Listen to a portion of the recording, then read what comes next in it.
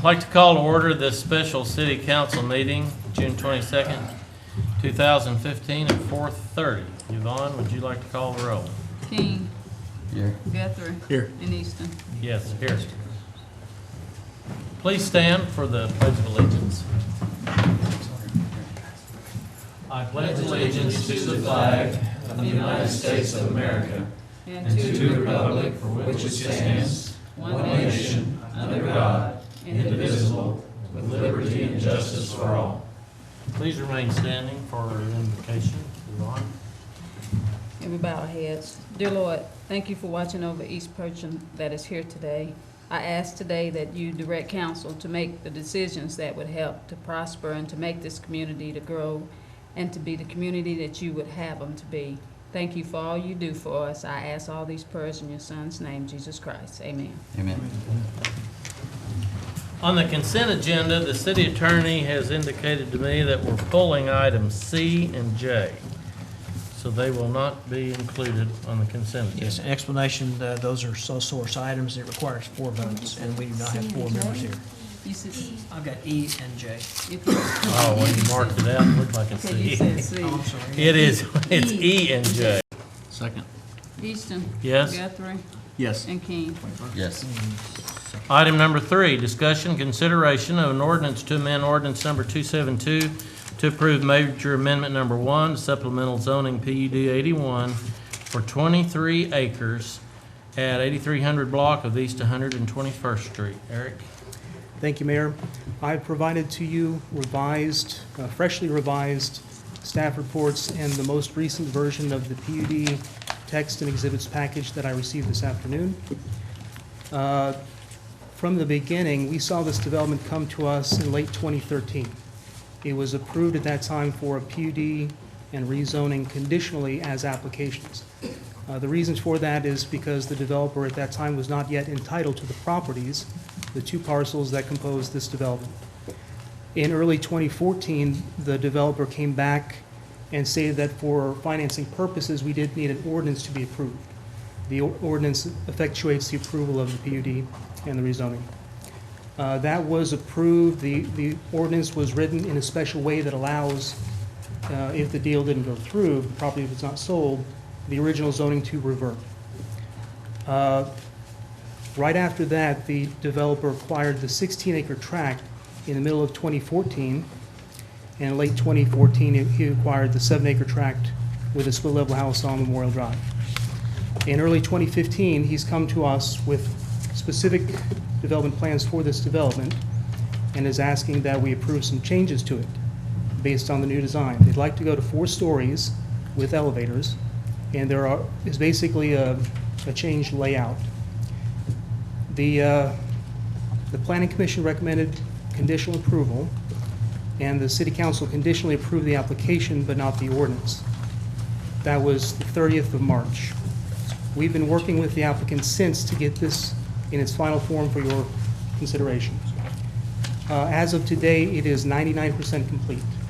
I believe that we should be able to work out the final details tomorrow. So the ordinance could be inscribed with tomorrow's date, should the council approve.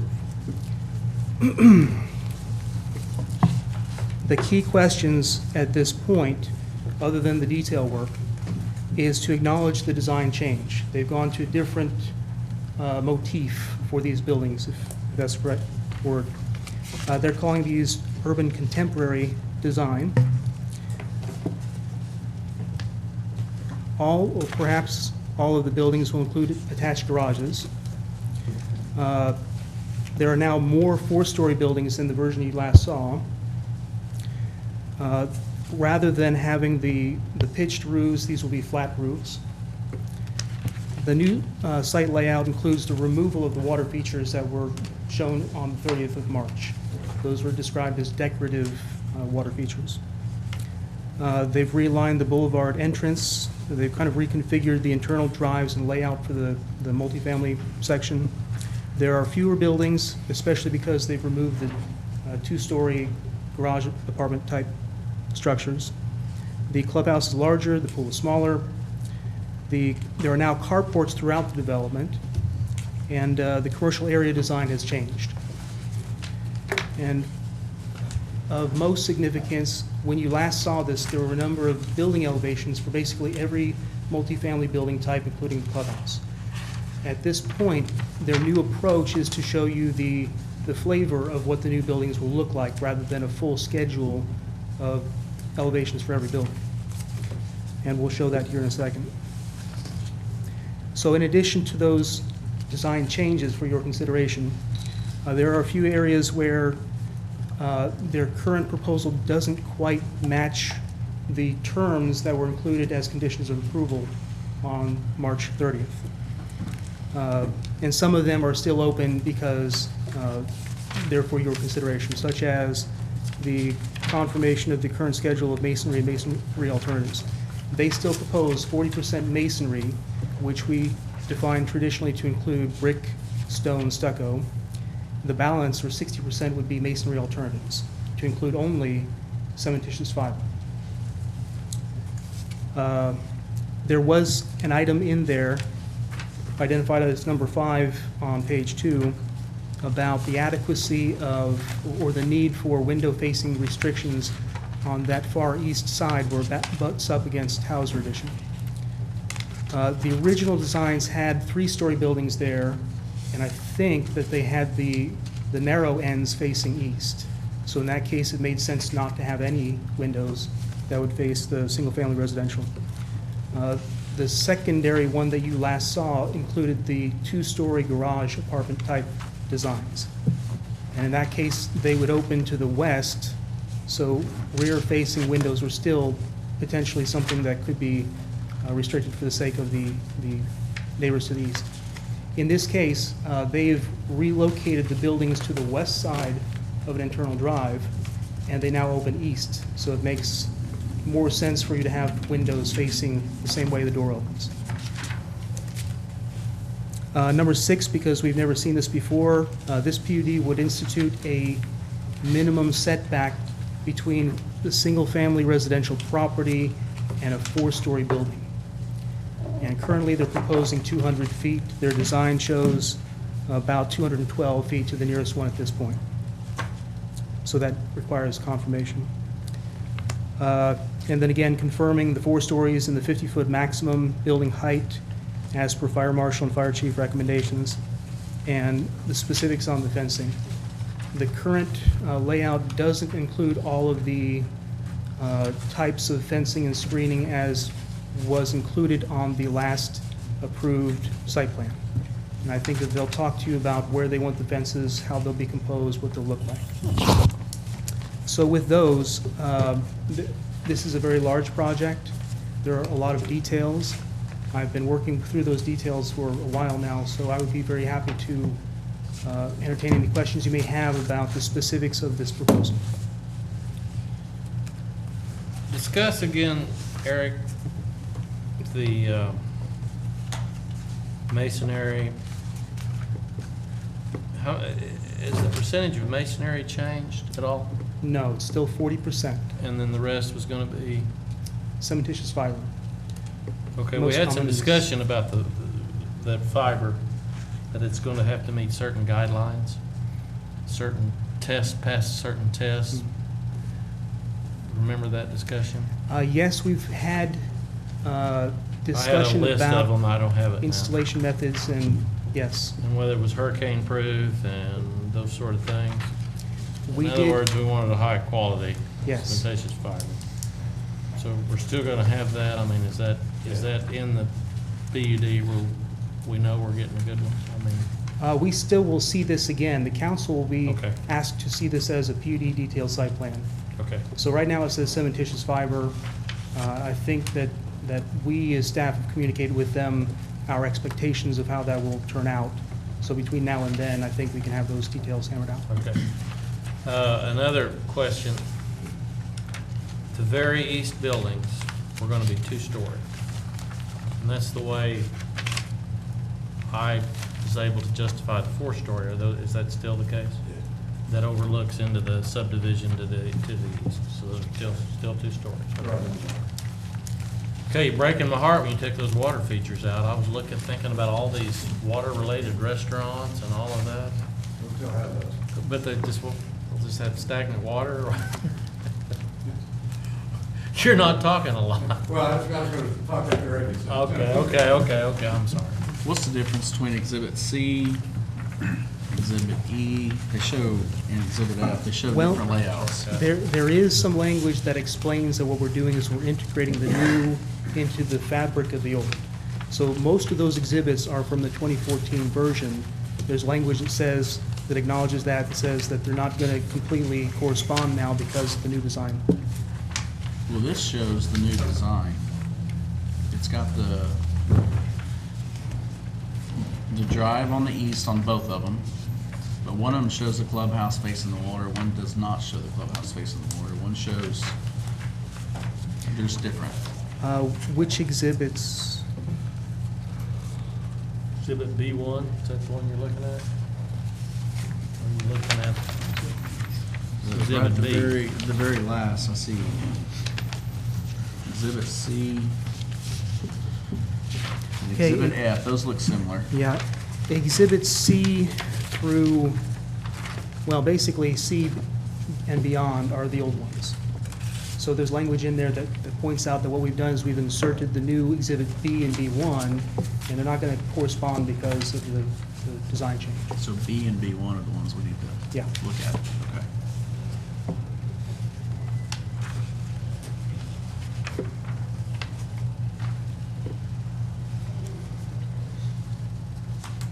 What's your percentage of four-story buildings? Do we know how many four-story buildings? How many total? We got one, two, Five four-story buildings, 5 4-story? yeah. Right. How many elevators are you looking at? Five. Oh, you're looking at 5 elevators. One in each one.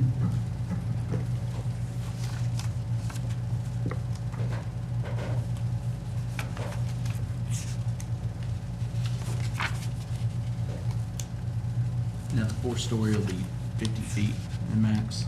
Right.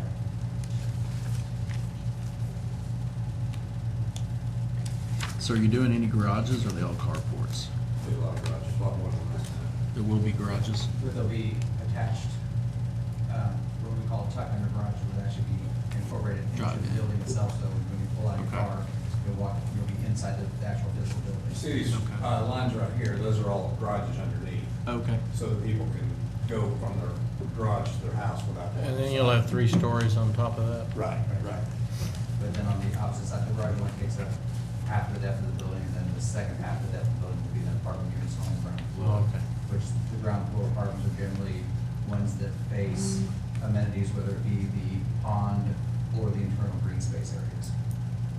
So there will be walkouts.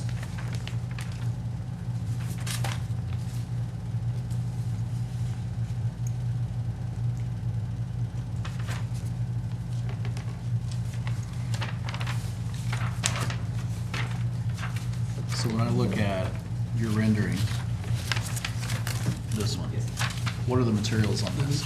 There's going to be. What am I looking at? I'm going to capture you on the microphone. My name is Tim Homburg with NSBJ Architects. I'm the architect who's been asked to kind of assist the development team with the project. I will probably try to get myself down to that page. Let's see here. Where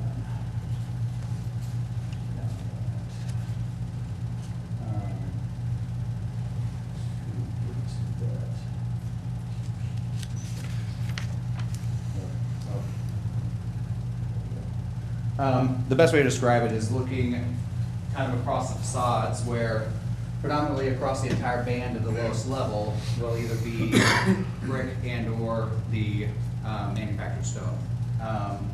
Then the stone and/or brick will come up at varying locations on the facade. So what you see kind of with this rendition, it's also replicated on the ends as well as the back, will be that blend of either stone and/or the manufactured stone. Then kind of from bands throughout, then this would be considered one of the cementitious material locations. This would be considered, the tan would be a stucco area. So if you kind of look at the facade as it is right now, if you include the stucco in what would be considered a masonry material along with the brick and the stone, then what's shown there meets the 40% minimum very easily. Now, are you doing stucco or are you doing the The James ephes? Hardy product? I think you had some panels that were, We'll kind of co-present. Right. Tim, that you said you preferred over stucco. last time. well, we preferred over stucco frankly because it was less expensive Mhm. and it was, it went up quickly and all those things. Tim has convinced us, and he's from Kansas City, by the way, a large architectural firm that does exclusively residential multifamily.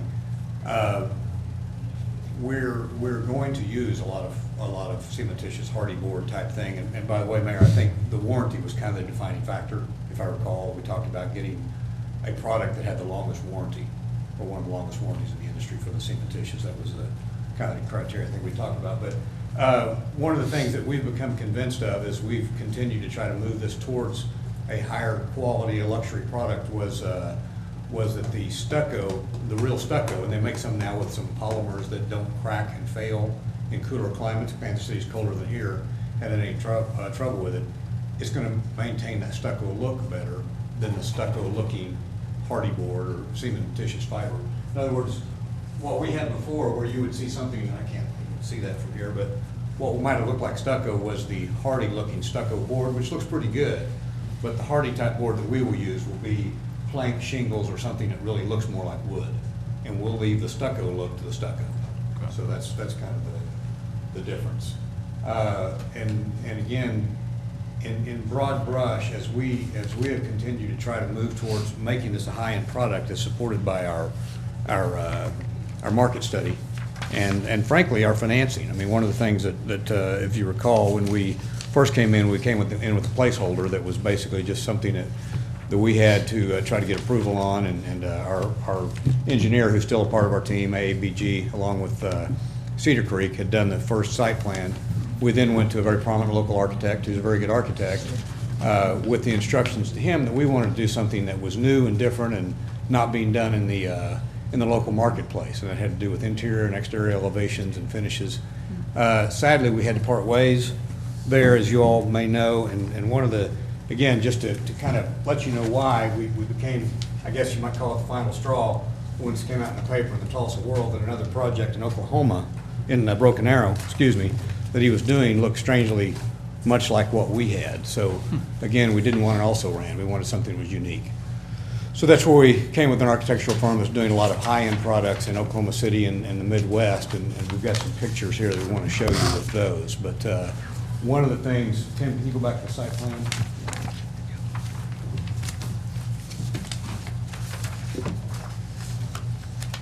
One of the things, Mr. Mayor, to answer your question, I mean, and we still have discussions going with different landowners here, so we may be back to you with some modifications as we shore some of that up. But one of the things that died hard with me too was this water coming right through here, because I personally really like that.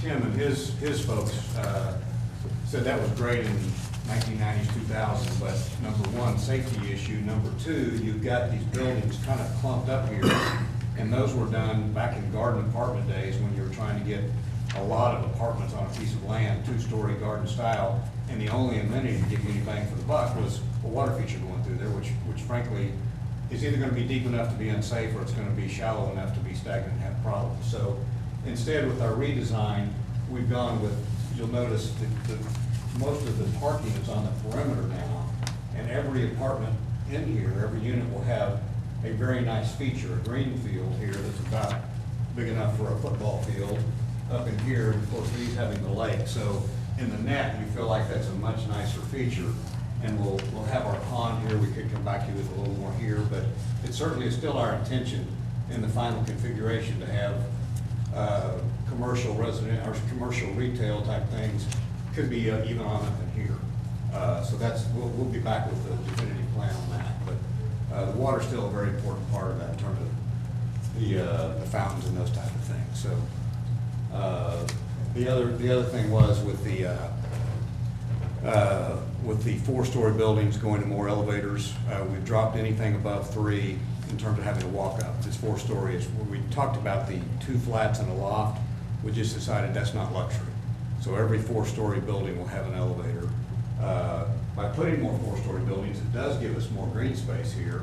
And by doing the more urban look, fewer buildings, larger buildings, putting the air conditioners on the roof, it's probably 15 to 20% more costly construction with a flat roof with a parapet. But what you do is you now have green space, much like your home, all the way around.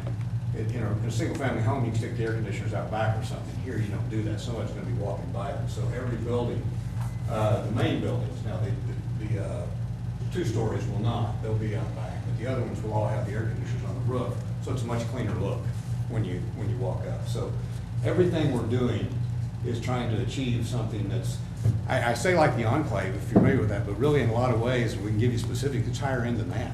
I mean, there's really nothing in Oklahoma that's been done like this. The thing that's maybe close, they're talking about these Davenport condos for sale downtown, $450,000, but it's a rehab, and they're gonna knock out the inside, but it's gonna have an elevation look, something like this. So we're very excited and feel like we are achieving the high-end look, and we think that's the market niche we're gonna hit too with empty nesters and young professionals. So,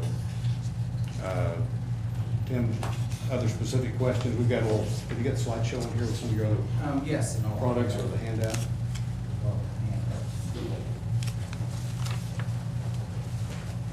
I guess if you have anything to finish your presentation, Eric? Before we kind of jump in.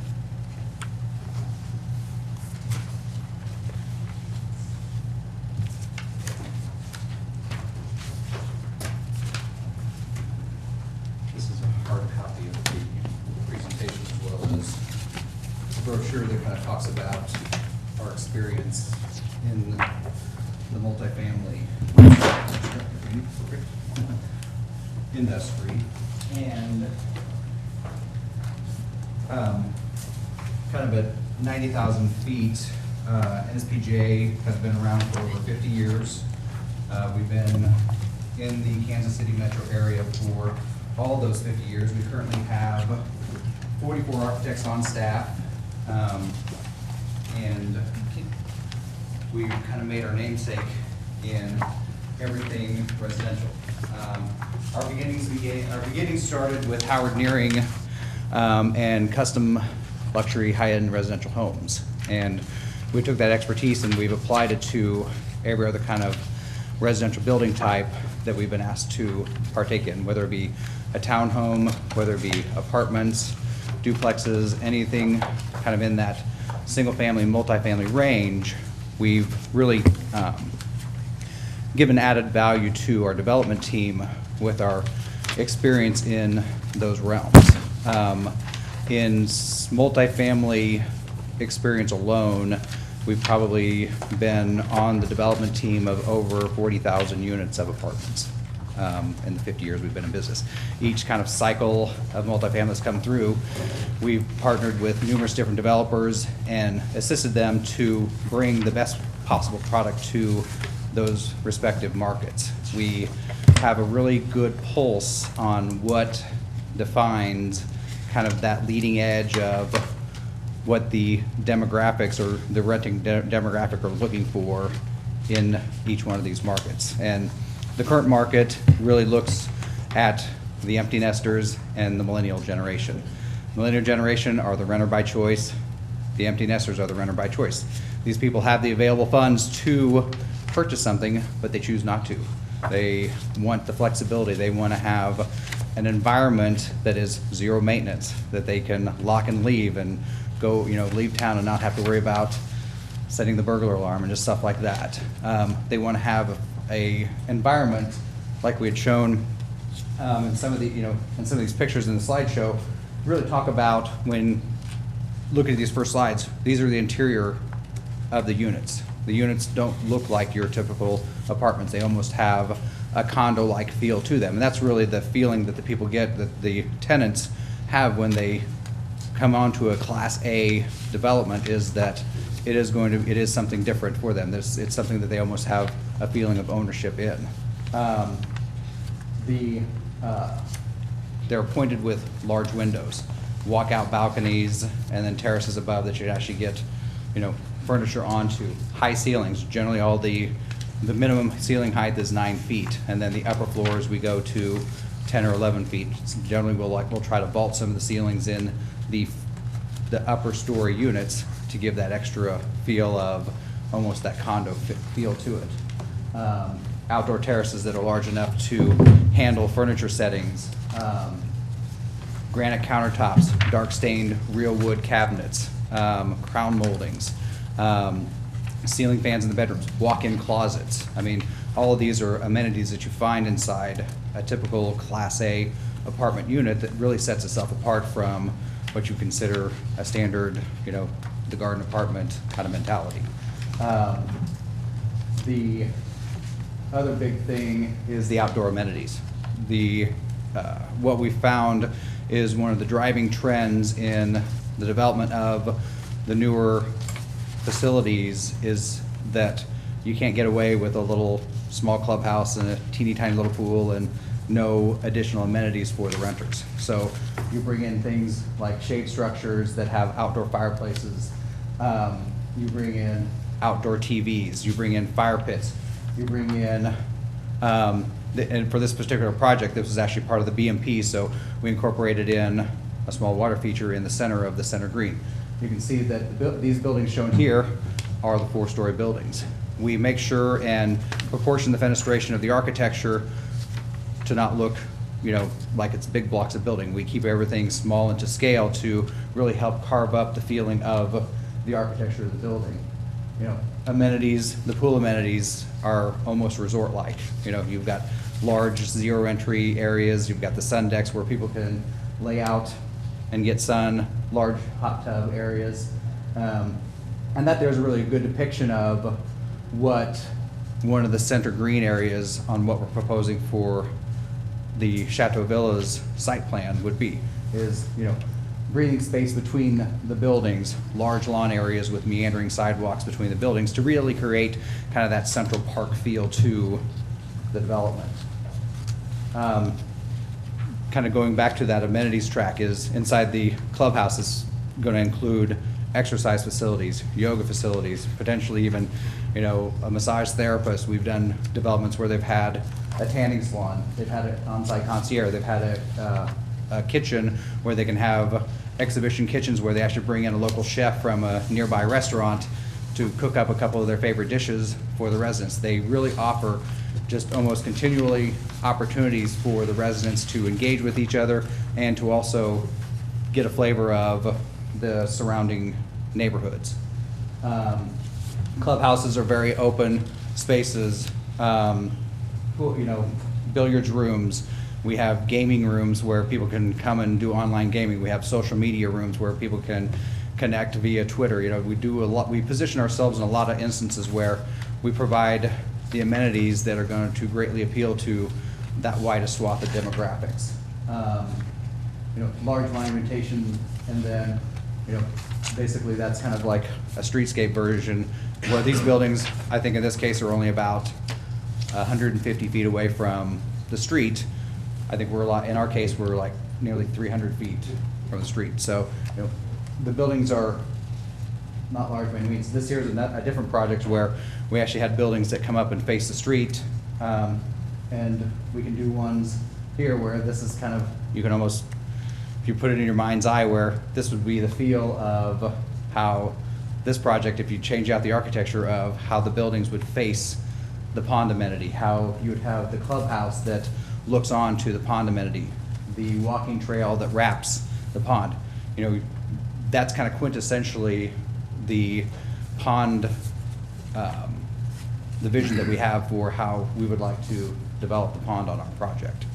And you can see here where the buildings focus around amenities. The buildings on the far left focus around a center green space. The buildings on the top of the sheet actually face the street and have a look of almost a brownstone feel up against the street faces. So we can take the architecture and apply to numerous different conditions and still have it be successfully integrated into an overall facility.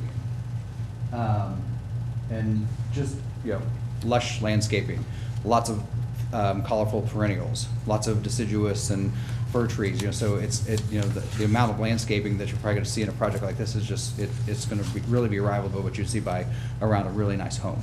And that's one of the other factors that really, this is actually a built project that's in Kansas City. Again, it's this 4-story project. This is more in that urban feel where you have the center drive that bisects the site and the buildings kind of front along there.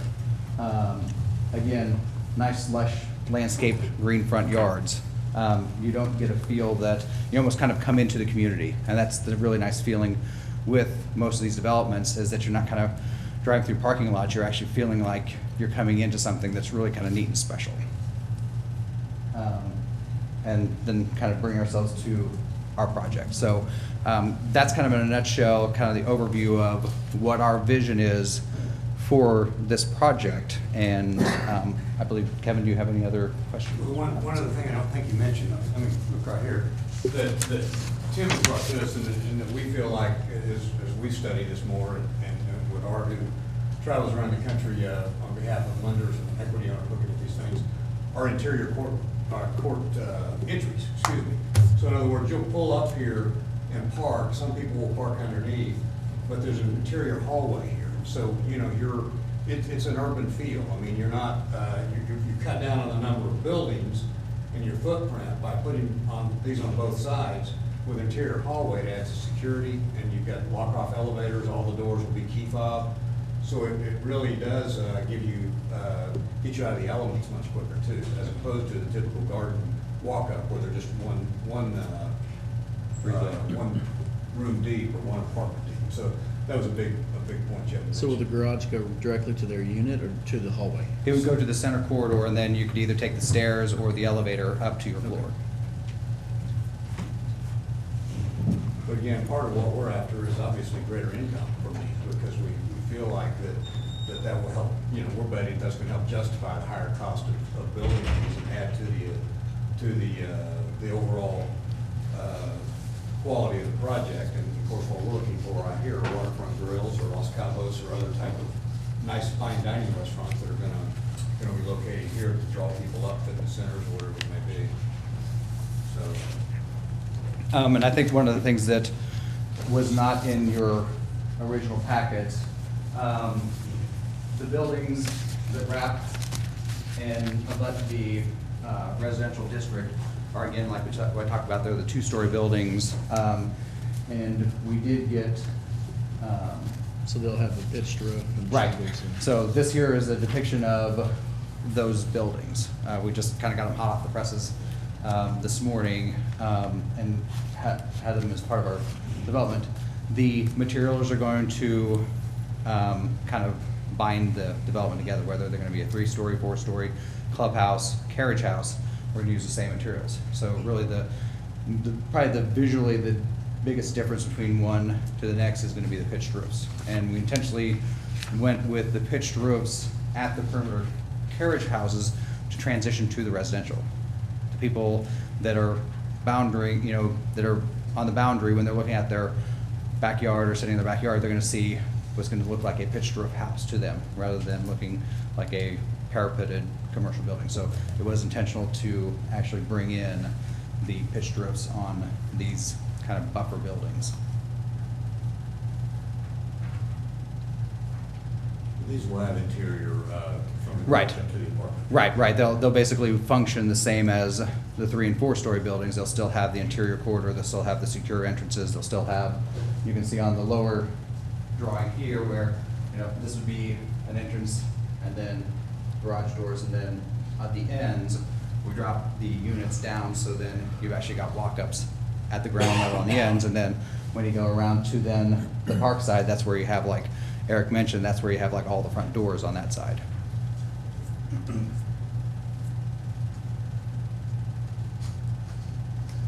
And this will not be gated. It will be gated. It will be gated. Yes. Okay. I guess I just didn't see that on here. I think it's denoted on like the CAD site plan before it. Okay.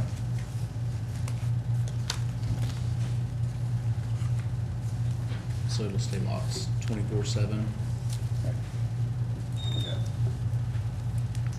And one of the things, maybe I was just bringing this up, I don't know. back to you with, and again, we're trying to emulate things that are going on in bigger markets. There's one being looked at on Cherry Street right now, in fact, it's starting construction. So we may be back to you, not to confuse it for this approval, because it would be a separate approval, but can you throw the site plan back up there? One of the things really cool at South Lakes and Frisco and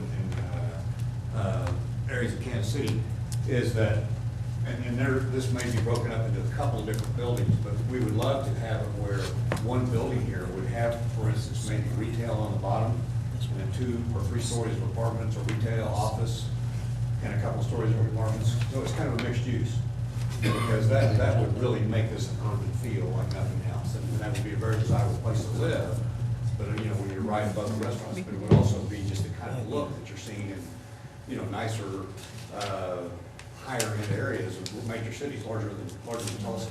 And so we would be the first to bring that, other than a small project going on Cherry Street right now. We think that would be cool. So that may be something we present in the future for you to consider.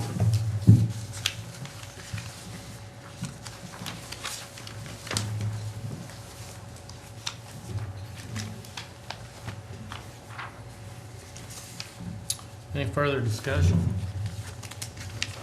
Well, I like this design better. I think it's young, it's modern, brings something different. For us young people, I like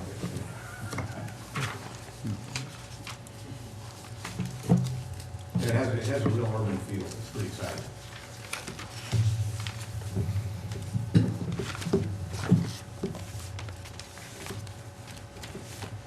Eric, or anything you want to add?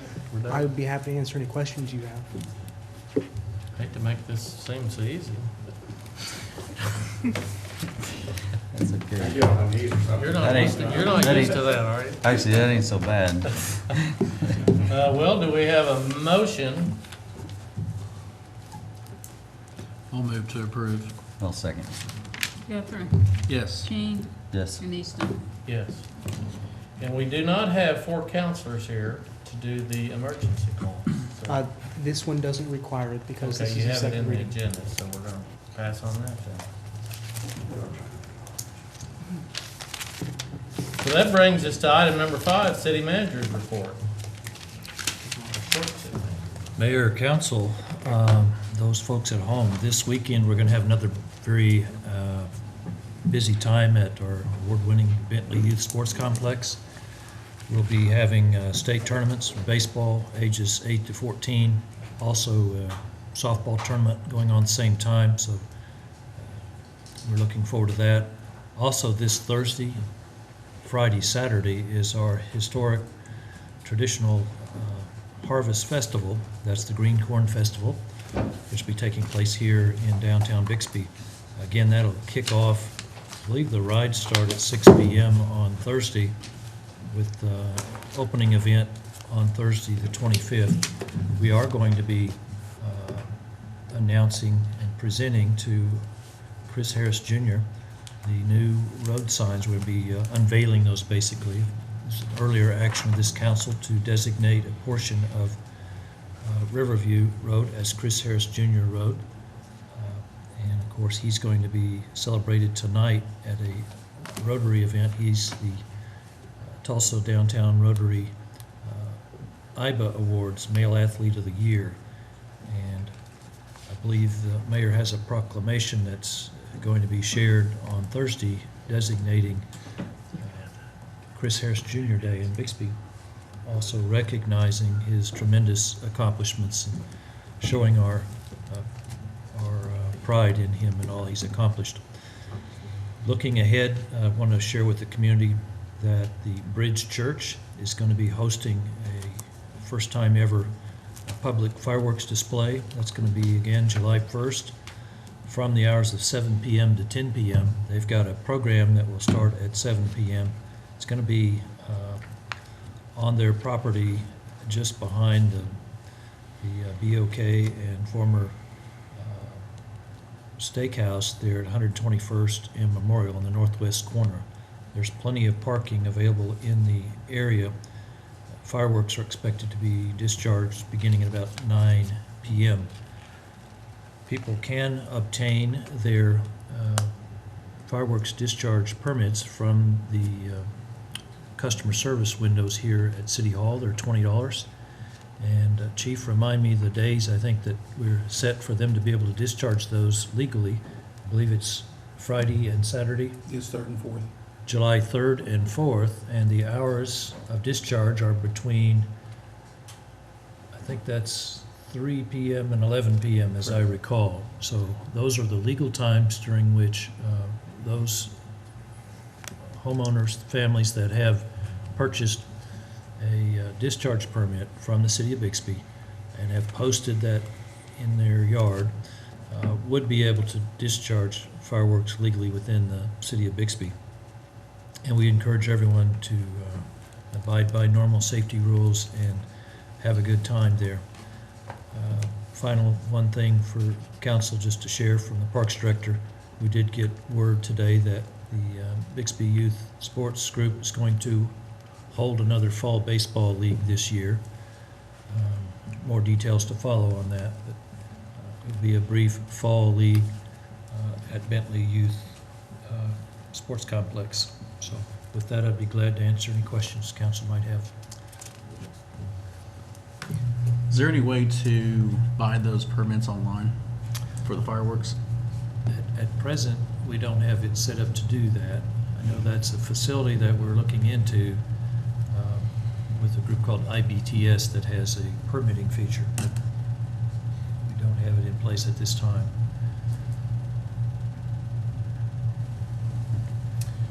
New business, seeing none, we adjourn this meeting of this regular meeting of the Bixby City Council, and we open up the Bixby Public Works at 5:20.